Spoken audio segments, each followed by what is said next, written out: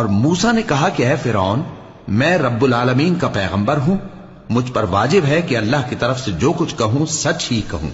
میں تمہارے پاس تمہارے پروردگار کی طرف سے نشانی لے کر آیا ہوں، سو بنی اسرائیل کو میرے ساتھ جانے کی رخصت دے دیجئے۔ فرعون نے کہا اگر تم نشانی لے کر آئے ہو تو اگر سچے ہو تو لاؤ دکھاؤ۔ موسیٰ نے اپنی لاٹھی زمین پر ڈال دی تو وہ اسی وقت ایک بڑا اژدہا بن گئی، اور اپنا ہاتھ گریبان سے نکالا تو اسی دم دیکھنے والوں کی نگاہوں میں سفید براق یعنی روشن ہو گیا۔ تو قوم فرعون میں جو سردار تھے وہ کہنے لگے کہ یہ بڑا ماہر جادوگر ہے، اس کا ارادہ یہ ہے کہ تم کو تمہارے ملک سے نکال دے، بھلا تمہاری کیا صلاح ہے؟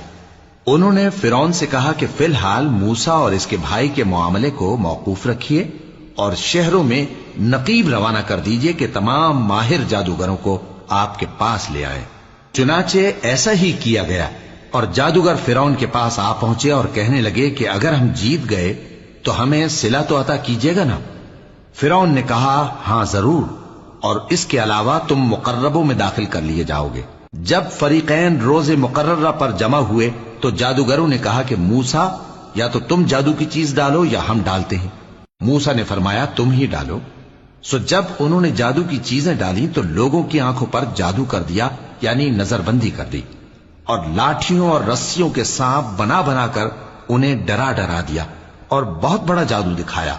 اور اس وقت ہم نے موسیٰ کی طرف وحی بھیجی کہ تم بھی اپنی لاٹھی ڈال دو، تب وہ فوراً سانپ بن کر جادوگروں کے بنائے ہوئے سانپوں کو ایک ایک کر کے نگل جائے گی۔